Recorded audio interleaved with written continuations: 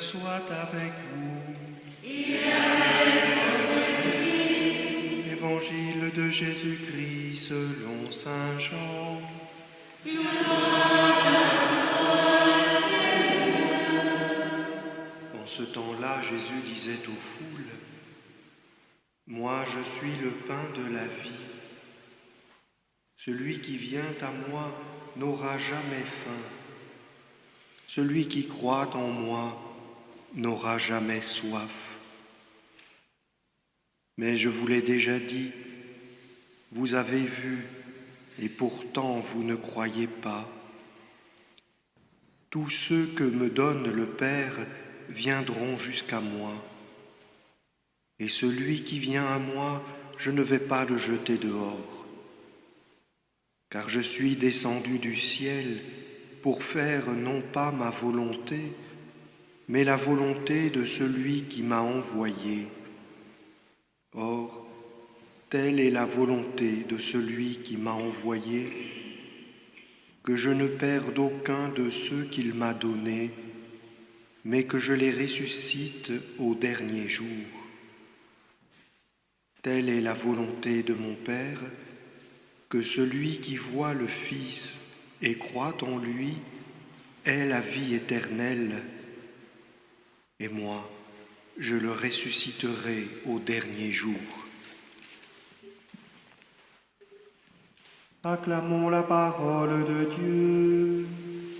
Louange à toi, Seigneur Jésus.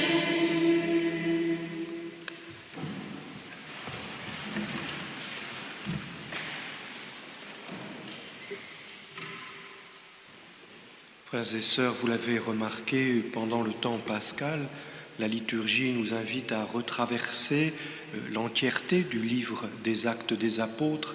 C'est sans doute une invitation à prendre très au sérieux et à, conduit par la liturgie quotidienne, bien sûr, mais peut-être à envisager d'en faire un programme de Lectio Divina pour relire l'ensemble de ce livre, qui est vraiment le livre du temps pascal. Christ est ressuscité, d'accord, et maintenant, qu'est-ce qu'on fait? Qu'est-ce qui se passe? Ce sont les Actes des Apôtres qui nous rapportent les réponses à ces questions. Et notamment, vous l'avez vu, il y a le martyre d'Étienne, et puis l'épisode d'aujourd'hui qui est juste après le martyre d'Étienne, c'est-à-dire le début de la prédication de Philippe. Et entre les deux, la figure de saint Paul qui commence à émerger. C'est intéressant parce que nous voyons là quelque chose d'essentiel dont on se préoccupe assez peu, c'est ce que Dieu fait. C'est notamment vrai en matière de conversion. On se dit, qu'est-ce que je dois faire? C'est la question que posent d'ailleurs aussitôt les hommes qui ont été touchés par le discours de Saint Pierre. D'accord, mais que devons-nous faire? Et là, nous voyons qu'il y a une question plus fondamentale, qui est à l'horizon de celle-là, bien sûr, mais une question bien plus fondamentale. Qu'est-ce que le bon Dieu fait? Et quand il s'agit de notre conversion, on devrait surtout se poser cette question-là. Et là, on voit dans la vie de saint Paul, par exemple, puisque c'est ici la proximité immédiate du martyre d'Étienne. Vous voyez, on dit il a consenti, saint Luc est très pudique, saint Paul était d'accord, avec la lapidation.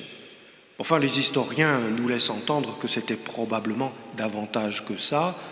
Un petit exemple, les hommes qui lapident Étienne, viennent déposer leur manteau aux pieds de Paul, ce qui est sans doute un signe d'autorité. Et il n'y a pas à être surpris que déjà, saint Paul était un chef de bande, c'est dans la logique de sa personnalité. Donc il est plus que spectateur, il est même plus que complice consentant. Il est peut-être l'instigateur de cette lapidation d'Étienne. Et que fait le bon Dieu? Eh bien, il respecte saint Paul.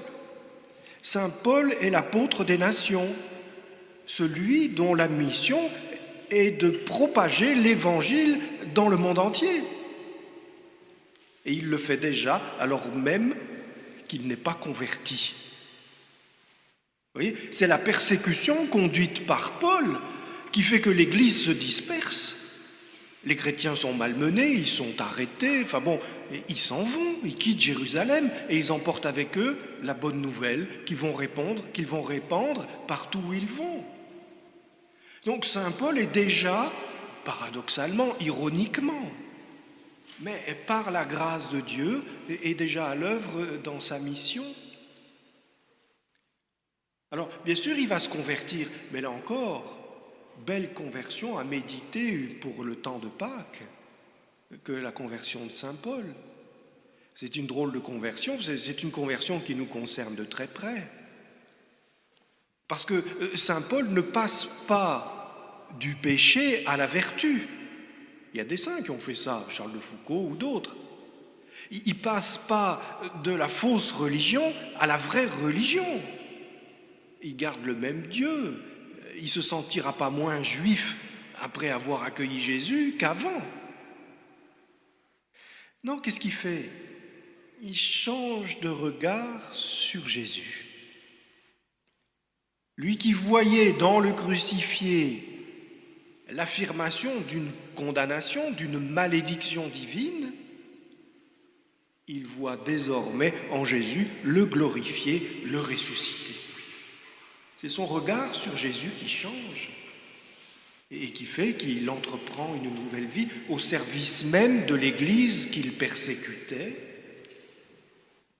et en reconnaissant ce que Dieu a fait, qui n'est pas d'abord une apparition miraculeuse sur le chemin de Damas, mais qui est l'enseignement de ses maîtres. Il le dira, il est disciple de Gamaliel. Gamaliel qu'on vient juste d'entendre, c'était avant-hier je crois, déclarer, mais à quoi ça sert de lutter contre l'œuvre de Dieu? Si vraiment ce groupe est une œuvre de Dieu, en essayant de l'arrêter, vous travaillerez en vain. On n'arrête pas ce que Dieu fait. Et saint Paul peut voir que ces répressions n'ont pas arrêté les apôtres, n'ont pas arrêté la croissance de l'Église. Et puis, et ce que Dieu fait aussi, c'est qu'en s'opposant à Étienne, et puis après à Philippe, c'est pas une exclusivité sur Étienne, c'est juste une chronologie. En s'opposant à Étienne, qu'est-ce qu'il fait? En zélé lecteur de la Bible qu'il est, en défenseur des droits du vrai Dieu qu'il est, eh bien il discute, il se dispute, autrement dit, il entend. Il écoute et il entend la bonne nouvelle qu'il persécute, d'accord, mais il l'entend.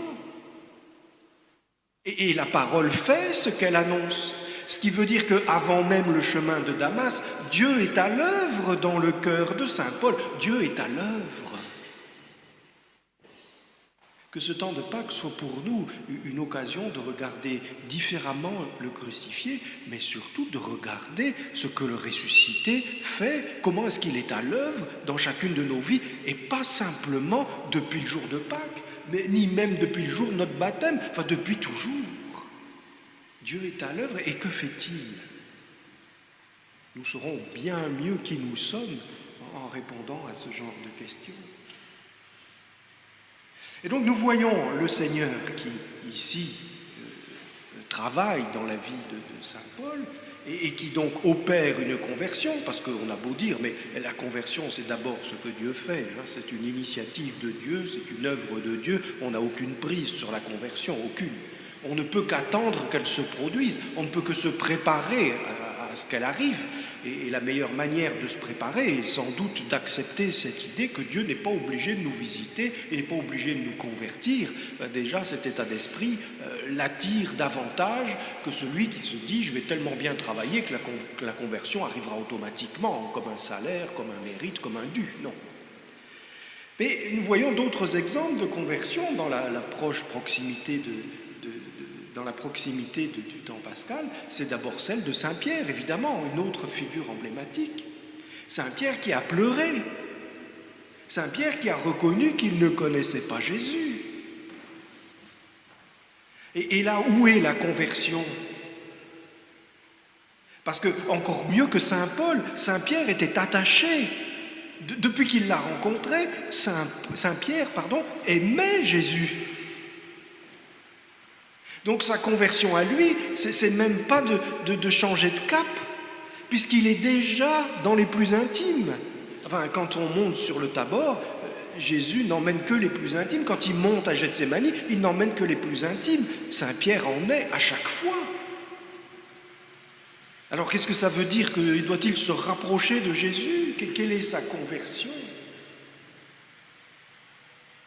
C'est sans doute, il y a plusieurs manières de répondre à la question, mais celle qui me semble être dans le fil rouge de cette lecture, c'est sans doute de comprendre qu'il faut renoncer à tout, y compris aux certitudes que nous donne notre amour pour le Christ. Je crois que c'est d'abord ça, dans le fond, le problème de Saint-Pierre, c'est qu'il sent ce feu qui brûle en lui. La rencontre avec Jésus, la prédication,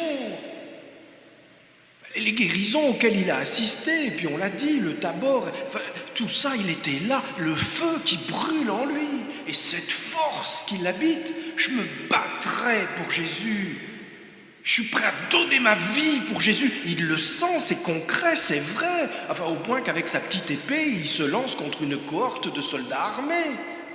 Il a peur de rien parce qu'il sent cet amour qui le brûle, qui le pousse. Et ça lui a donné une certitude sur sa propre force. Ou pour le dire autrement, ça a engendré un aveuglement sur sa propre faiblesse. C'est pareil. Et donc, il a passé sous le tapis l'étape essentielle de toute conversion, de tout accueil du Christ, qui est le consentement à la faiblesse de notre humanité et de nos failles, particulièrement celles qui sont liées non seulement à notre humanité, mais à notre histoire et parfois à notre péché. Je dis parfois pour être pudique. Donc il y a dans ce mouvement de conversion et dans ces larmes de Saint-Pierre quelque chose qui lui fait comprendre que rien n'est gagné. Comprenez, quand Saint-Pierre pleure, si jamais il se disait, et il me semble que nous sommes tentés de nous le dire pour lui et pour nous-mêmes par extension, cette fois-ci j'ai compris. Avant je ne connaissais pas Jésus, mais maintenant que je connais sa miséricorde, maintenant que je l'ai vu ressusciter, maintenant je le connais. Mais je crois que justement, le passage des larmes de Saint-Pierre est le passage de l'accueil de sa faiblesse et de l'abandon des certitudes qui sont liées à son amour brûlant, à son amour exclusif et débordant. Et quand il a pleuré, il sait désormais une chose, la plus importante de tout, c'est que le pire est toujours possible. Il a trahi, il peut trahir encore. Il peut même faire pire, et on n'imagine pas ce que ce serait, mais peu importe, il n'y a pas besoin de l'imaginer, il suffit de le savoir. Et alors là, on rentre dans une autre manière de vivre la vie chrétienne. Et je crois que nous avons tous déjà éprouvé des conversions, et je crois qu'on peut s'en rappeler, on a fait cette expérience de dire, je mets ma vie entre les mains du Christ, je me consacre à son service. Et puis tout à coup, patatras, une conversion, c'est-à-dire finalement une visite du ressuscité, qui nous fait envisager tout autrement notre service. Peut-être pour l'abandonner et en prendre un autre, mais pas forcément. Simplement, on se rend compte qu'il y a des choses qui nous paraissaient évidentes et qui désormais sont obscures, parce que nous avons vu le ressuscité. Des choses qui nous paraissaient impossibles, et qui tout à fait sont naturelles et spontanées, parce que nous avons été visités par le ressuscité. Et donc, nous comprenons que la vie chrétienne, c'est un changement, y compris de cette vie chrétienne elle-même. Parce que c'est Dieu qui fait tout. Et c'est de lui qu'on doit attendre tout. Et c'est bien comme ça qu'est scandée la marche de Pâques, y compris dans cette journée particulière où on a vu les disciples d'Emmaüs le matin reconnaître ou connaître Jésus enfin à la fraction du pain. Et le soir, devoir tout recommencer et éprouver la même frayeur à la nouvelle apparition du ressuscité au cénacle, devoir tout, devoir tout recommencer et se dire, est-ce un fantôme? Non, c'est bien lui. Donc de visite en visite, le ressuscité nous travaille, nous change et à chaque fois chamboule tout. Mais pas pour recommencer 3 pas en avant, 2 pas en arrière, non. Pour nous apprendre à nous abandonner, à ne compter que sur lui, à attendre tout de lui. C'est ça essentiellement notre travail. Mais alors, tout ça va nous conduire où? On sait bien, c'est pas la première année liturgique qu'on traverse. Là aussi, je dis ça pudiquement. Et donc, on va aller vers la fête de l'Ascension. C'est important de voir ça parce qu'il y a comme qui dirait une disparition. On est en train de parler de visite du ressuscité, de visites successives qui nous transforment, et tout ça mène à cette élévation qui nous prend Jésus. Qui nous prend Jésus? Non, on sait bien que non. Parce que ce jour-là particulièrement, il nous dit cette magnifique nouvelle, je suis avec vous jusqu'à la fin des temps, je suis avec vous tous les jours. Donc on s'éloigne des paraboles que nous avons en mémoire, par exemple celle du maître de maison, vous savez, où l'intendant se demande s'il va travailler, pourquoi travailler, autant s'amuser, le maître n'est pas là, etc. Mais il va revenir un jour, méfiez-vous. Non, on rentre dans une familiarité qui se vit au quotidien, qui se vit à tous les instants. Il est celui qui vient, c'est sûr, il est celui qui nous visite, c'est évident. Mais on peut connaître cette joie à chaque instant. Et ça, c'est la promesse de l'Ascension. Il n'y a dès lors aucune surprise à ce que les anges de la résurrection orientent les apôtres vers la Galilée. Parce que c'est là que nous avons le modèle de Joseph, et je ne parle pas de la Sainte Vierge parce que son cas est un peu particulier, étant l'Immaculée. C'est là que nous avons le modèle de Saint Joseph qui tous les jours est exposé au Sacré-Cœur. Tous les jours et tous les instants du jour et de la nuit. Et on peut vraiment parler de visite parce qu'il est au cœur du mystère de l'incarnation qui, alors qu'est-ce que c'est que si ce n'est pas une visite? Dieu qui descend en notre humanité. Et Dieu qui descend dans un village particulier et qui demande à entrer dans une famille particulière, celle de Joseph. Et il lui a ouvert sa maison. Et là, c'est un traitement d'irradiation au quotidien. C'est donc vers lui particulièrement, me semble-t-il, qu'il nous faut nous tourner pour apprendre à vivre ces visitations du temps pascal, et surtout pour apprendre à reconnaître et à accueillir l'œuvre que Dieu fait en nous. Parce que le ferment d'unité de Marie et de Joseph, c'est le Seigneur. Le ferment de sanctification de Saint Joseph, c'est l'Esprit Saint.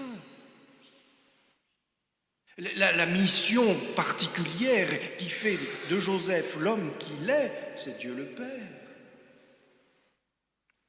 C'est donc tout le mouvement de la vie trinitaire et son mystère dans notre vie de baptisé qui se révèle au long cours dans les 30 années de Nazareth. Tout nous est déjà expliqué, tout nous est déjà donné. Et c'est lui qui, jour après jour, n'a jamais fui sa faiblesse. Il faut comprendre à quel point Saint Joseph est le plus petit des trois, et c'est pour ça qu'il est le chef. Non pas au nom de sa petitesse, mais au nom de son consentement à sa fragilité. Rendez-vous compte, être l'époux de l'Immaculée et le père du Verbe incarné. Eh bien, Joseph, à sa manière, a répondu « Oui, si tu le fais ». Et il n'y a pas d'autre réponse que le Seigneur attend de nous. Oui, si c'est toi qui le fais. Et ça, pour le coup, c'est un bel écho marial. Alors, frères et sœurs, orientons-nous vers la maison de Nazareth. C'est entre Marie et Joseph que nous apprendrons à vivre les visitations du ressuscité et jour après jour à rendre grâce pour l'œuvre que Dieu fait dans nos cœurs.